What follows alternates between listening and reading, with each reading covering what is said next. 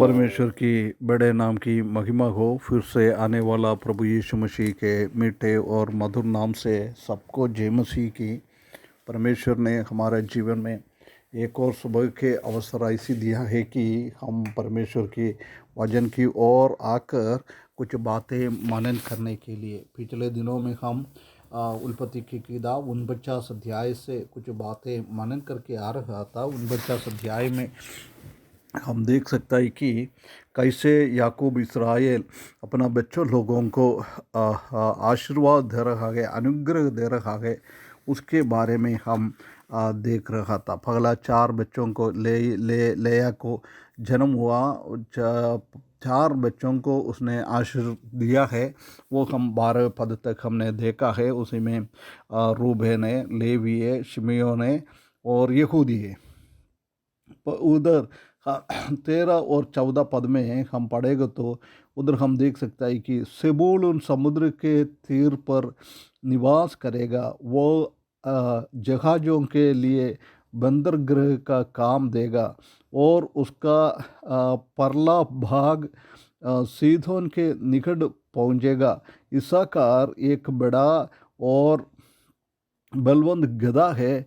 वो जो पशुओं के बेड़ों के बीच में दबकर रहता है। उसने एक विश्राम स्थान देखकर कि अच्छा है और एक देश की मनोहर है और कंधों के बोझ उठाने के लिए झुकाया और भेगारी में दास का ऐसा काम करने लगा है। इधर हम देख सकता है कि बाकी चारों लोगों को आशीर्वाद दिया है। उसके बाद इसाकार और जबूलून को इधर दे रहा है। हम जानता है कि उसका बर्थ ऑर्डर में, जन्म की ऑर्डर में ये 5वां और 6वां बच्चा नहीं है। ये 9वां और 10वें बच्चे को हम देख सकता है। परंतु इधर उसका जन्म के हिसाब से याकूब ने उनको आशीर्वाद नहीं दे रहा है, परंतु उनका माँ के हिसाब से, मतलब लेया को जन्मा हुआ बच्चों के साथ इसको भी जोड़ दिया है। लेया को 6 बच्चे था, उसमें से एक आखिरी 2 बच्चा है, ये सबूलून और इसाकार। हम जानते हैं कि बाकी चारों बच्चों के जीवन में तकलीफ और गड़बड़ियाँ किया है। इस परंतु परमेश्वर का अनुग्रह व परमेश्वर का करुणा उसके ऊपर था, इसलिए उसको आशीष मिला है। परंतु ये दोनों के बारे में हम देखेंगे तो उनका जीवन में ऐसी कोई गड़बड़ियाँ हम देख नहीं पा रहा है। सिर्फ जोसेफ को वो बेचने में, जोसेफ को मार डालने के लिए बातचीत में ये दोनों शामिल हुआ है। ये छोड़कर बाकी इनका जीवन में इतना हम गड़बड़ियाँ नहीं देख पा रहा है। इधर हम देख सकता है कि दोनों उनका मिस्रईम से इसराइल की कनान की ओर जा रहा था। उसी टाइम उनका जीवन में बढ़ोतरी भी हो गया है। 5.5% सेबूलून का बढ़ोतरी हो गया है। इसाकार का देखेगा तो 18% से भी बढ़कर उन लोगों का वो बढ़ गया है। इसी बात को हम देख सकता है। परमेश्वर उसको आशीष किया है। और हम व्यवस्था विवरण 33 अध्याय उसका 18 और 19 पद उधर हम पढ़ेंगे तो उधर हम देख सकता है कि जो मूसा भी उनको आशीष दिया है। सबूलून को भी और इसाकार को भी एक साथ बुलाकर बोल रहा है, तुम लोग आनंदित हो जाओ, आनंदित हो जाओ, आगे बढ़ते जाओ, आगे बढ़ते जाओ। है ना, ये परमेश्वर उसको माउंटेन की ओर बुला रहा है, धार्मिकता का ओर बुला रहा है, उसी को बलि चढ़ाने के लिए बुला रहा है, उसको समुद्र की किनारे की ओर बुला रहा है। दुनिया पृथ्वी की बहुत सारा धन सम्पत्ति उनके जीवन में मिलेगा, उसके लिए बुला रहा है। परंतु इनका जीवन में ये पूर्ण रीति से पूर्तिकरण में नहीं हुआ है। ये बात को हम देख सकता है। जबूलून ने कनान लोगों को डिफीट करने के लिए, हराने के लिए बोला है, परंतु उसने क्या कर दिया है, उसमें से कुछ लोगों को अ, मेहनत करने के लिए और उनका उधर का काम करने के लिए अलग किया, ये बात को हम देख सकता है।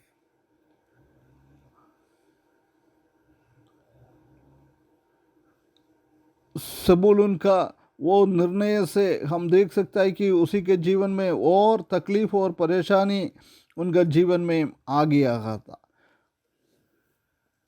वो पाव में दूसरा देवी देवताओं को आराधना करने के लिए उसका जीवन में उन लोग ने अलग हो गया है, ये बात भी हम देख सकता है। इधर हम देख सकता है कि सबूलून को दो समुद्र के बीच में हम देख सकता है कि एक मेडिटेरेनियन समुद्र और एक गलीला के समुद्र, ये दोनों को झील के बीच में उनका जीवन है। वो एक साइड देखेगा तो उनका पूर्व और पश्चिम ये दोनों भाग में समुद्र है, समुद्र के बीच में है वो रख रहा है। ये बाकी जहाज़ों के लिए एक बंदरगाह की काम कर रहा है, ये बात को हम देख सकता है। एक बहुत आगे बढ़ गया है, बहुत आगे बढ़ गया है। इसी बात को हम देख सकता है कि उसने परमेश्वर ने उसको आशीष दिया है, उसी हिसाब से वो आगे बढ़ते गया है। इसी बात को भी हम देख सकता है। वो भी नहीं, इसी का जीवन में हम देख सकता है कि परमेश्वर ने उनको आशीष इसलिए दे रहा है कि वो आत्मा में एक एकता, दोनों को बीच में एक एकता हम देख सकता है। उसी के हिसाब से उसको आशीष और अनुग्रह कर रहा है। आने वाले दिनों में हम देख सकता है कि इन दोनों का गोत्र से एक एक न्याय भी निकल गया है। सबूलून गोत्र से यलोन करके एक निकल गया है, और इसाकार गोत्र से एक टोला करके एक न्यायी, एक जजेस निकल गया है। उसी हिसाब से भी परमेश्वर ने उनको आशीष और अनुग्रह दिया हुआ है।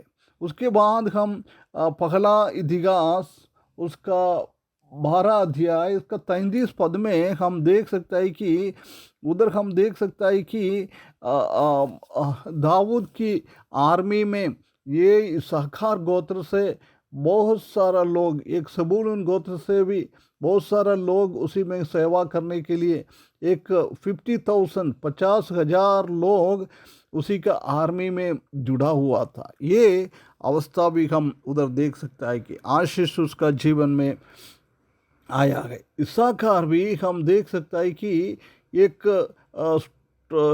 बलवंत गधा के जैसी है उसने, परंतु उनका जीवन में बहुत सारा गड़बड़ियाँ करने के द्वारा वो दूसरा लोग उसी के ऊपर कब्जा किया है, उसी को एक बाउंड लेबर की जैसी काम किया है। ये बात भी हम इतिहास में हम देख सकता है।